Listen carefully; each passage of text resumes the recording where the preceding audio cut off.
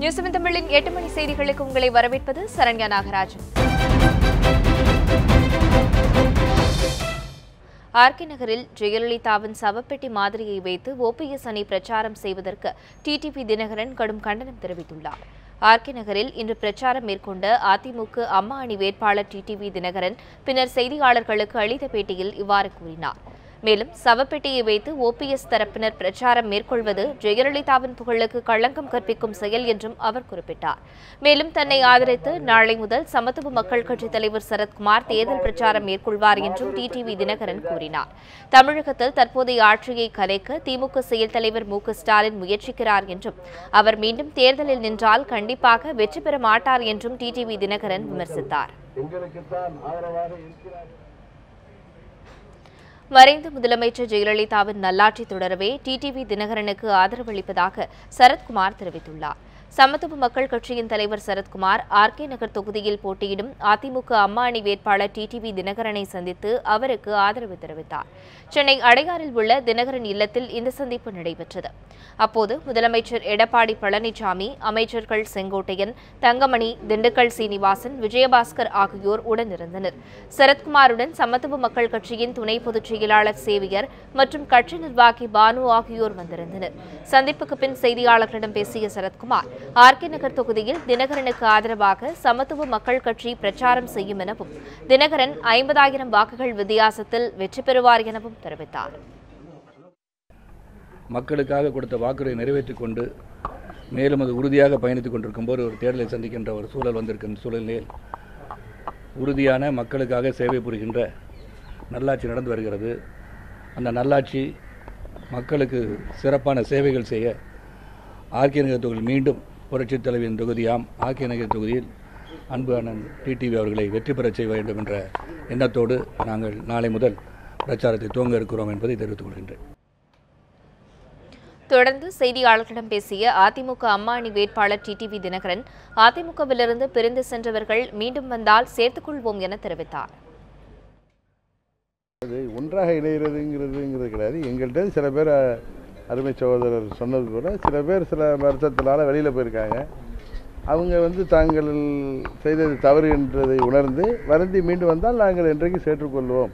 இது தாய் கழகம் என்றைக்கும் அவர்களை அரவணைத்து செல்லும் என்று தாயுள்ளத்தோடு நாங்கள் சொல்கிறோம் என்று பலமுறை சொல்லிவிட்டேன். ஆர்கே நகர் இடைத்தேர்தலில் அதிமுக புரட்சித் தலைவர் அம்மா அணி சார்பில் போட்டியிடும் மதுசூதனனுக்கு தமுக தலைவர் ஜி.கே. வாசன் ஆதரவு தெரிவித்துள்ளார். அதிமுக புரட்சித் தலைவர் அம்மா அணியைச் சேர்ந்த முன்னாள் முதலமைச்சர் ஓ பன்னீர்செல்வம் தமுக தலைவர் ஜி.கே. வாசனை இன்று நேரில் சந்தித்து தனது அணிக்கு ஆதரவு கோரினார். ஆழ்வார்பேட்டையில் உள்ள ஜி.கே. வாசன் இல்லத்தில் இந்த சந்திப்பு நடைபெற்றது. பின்னர் ஓ பன்னீர்செல்வம் வீட்டிற்கு சென்ற ஜி.கே. வாசன் கூட்டாக செய்தியாளர்களை சந்தித்தார். ஆர்கே நகர் இடைத்தேர்தலில் மதுசூதனனுக்கு ஆதரவு தெரிவிப்பதாகவும் அவரை ஆதரித்து தாம் பிரச்சாரம் மேற்கொள்ள உள்ளதாகவும் கூறினார். தமாக தமிழ் மாநில காங்கிரஸ் ஆர்கே நகர் தொகுதியிலே அகில இந்திய அண்ணா திராவிட முன்னேற்றக் கழகம் புரட்சி தலைவி அம்மா கட்சியினுடைய வேட்பாளர் திரு மதுசூதனன் அவர்களை மனநிறைவோடு ஆதரிக்க முடிவெடுத்திருக்கிறது. நாளைய மறுதினம் மாலையிலே மதிப்பிற்குரிய திரு OPS அவர்களோடு இணைந்து நான் வாக்கு சேகரிக்க இருக்கிறேன். தேர்தலுடைய இறுதிக்கட்ட பிரச்சார நாளிலே மதியம் 2 மணியிலிருந்து வெற்றி பேரணியிலே நான் கலந்து கொள்கிறேன். இதனிடையே ஆர்கே நகர் தொகுதியில் பிடிப்பட்ட பணத்தை வேட்பாளர் கணக்கில் சேர்க்க வேண்டும் என ஓ பன்னீர்செல்வம் அணியின் வழக்கறிஞர்கள் பிரிவு சார்பில் தமிழக தலைமை தேர்தல் அதிகாரியிடம் கோரிக்கை மனு அளிக்கப்பட்டது. அதிலிருந்து நாங்கள் பின்வாங்க மாட்டோம். ஆனால் அந்த தேர்தல் நியாயமான தேர்தலாக நடக்க வேண்டும். 4 தினங்களுக்கு முன்பாக நாங்கள் கொடுத்த புகாரின் அடிப்படையில் ஏறத்தாழ 18 லட்சம் ரூபாய் அளவிற்கு அவர்களுடைய சின்னத்தை பிரபலப்படுத்த வேண்டும் என்பதற்காக அந்த சின்னத்தை வாங்கி மக்களுக்கு விநியோகம் செய்திருக்கிறார்கள். அந்த புகாரின் அடிப்படையில் சென்னை ஆர்கே நகர் தொகுதியில் பணப்பட்டுவாடாவை தடுக்க தேர்தல் ஆணையத்திற்கு தைரியம் இல்லை என்று பாமக நாடாளுமன்ற உறுப்பினர் அன்புமணி ராமதாஸ் குற்றம் சாட்டியுள்ளார். இது தொடர்பாக டெல்லியில் அவருடன் நமது செய்தியாளர் மதியழகன் நடத்திய கலந்துரையாடலை தற்போது பார்க்கலாம். பாமகவினுடைய மக்களவை உறுப்பினர் அன்புமணி ராமதாஸ் நம்மிடம் இருக்கிறார். அவரிடம் சில கேள்விகளை முன்வைக்கலாம். சார், இப்போ ஆர்கே நகர் தொகுதியில பாமக போட்டியிடலைன்னாலும் இப்ப அங்க நடக்கக்கூடிய விஷயங்களை பாமக எப்படி பார்க்கிறது சார்? ஆர்கே நகர் இடைத்தேர்தல் நியாயமா நடக்க போறது கிடையாது.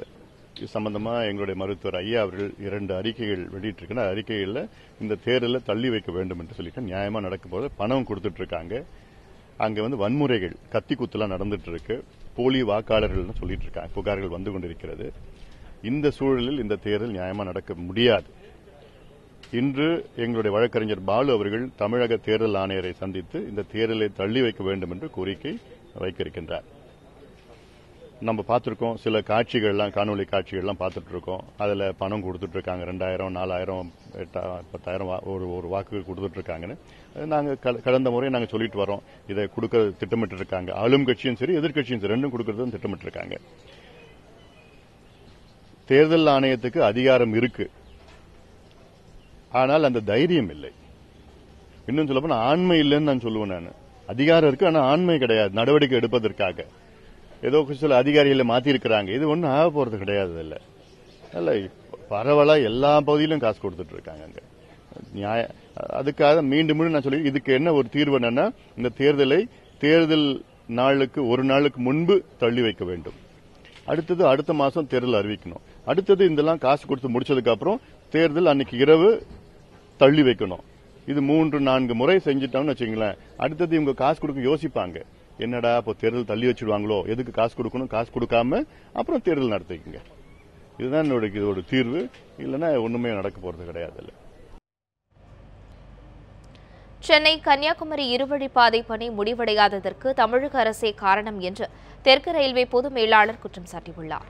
திருச்சி பொன்மலை ரயில்வே பணிமனையிலிருந்து பழுது நீக்கம் செய்யப்பட்டு புதுப்பிக்கப்பட்ட ரயில்வே பெட்டிகள் அனுப்பும் விழா நடைபெற்றது. இந்த விழாவில் தெற்கு ரயில்வே பொது மேலாளர் வசிஷ்ட ஜோரி, கோட்ட மேலாளர் அகர்வால் உள்ளிட்ட அதிகாரிகள் பங்கேற்று ரயில் என்ஜின் மற்றும் வேகன்களை கொடியசைத்து வழி அனுப்பி வைத்தனர். பின்னர் செய்தியாளர்களிடம் பேசிய ரயில்வே பொது மேலாளர் வசிஷ்ட ஜோரி, சென்னை கன்னியாகுமரி இருவழிப்பாதை வேலைகள் 50% முடிந்துவிட்டது என கூறினார். தமிழக அரசு இதுவரை ரயில்வே நிர்வாகத்துடன் கூட்டு ஒப்பந்தத்தில் கையெழுத்து போடவில்லை எனவும் இதன் காரணமாகவே மீதமுள்ள பணிகள் தாமதமாவதாகவும் அவர் தெரிவித்தார்.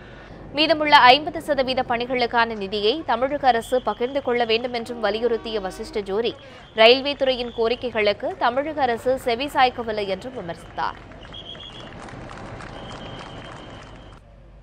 தமிழகத்தில் இன்று வறண்ட வானிலையே காணப்பட்டது. அதிகபட்சமாக நெல்லை, வேலூர் உட்பட 5 நகரங்களில் 40 டிகிரி செல்சியஸ் வெப்பம் சுட்டெரித்தது.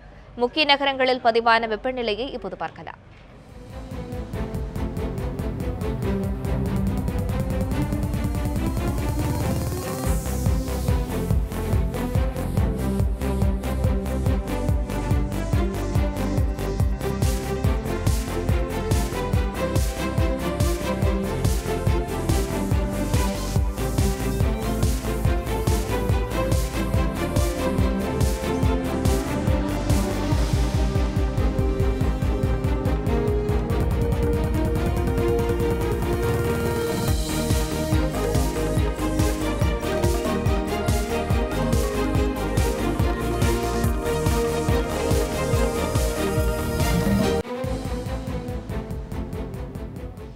இத்துடன் 8 மணி செய்திகளின் இந்த பகுதி நிறைவு பெறுகிறது. அண்மை செய்திகளுக்கு இணைந்திருங்கள் நியூஸ் 7 தமிழுடன்.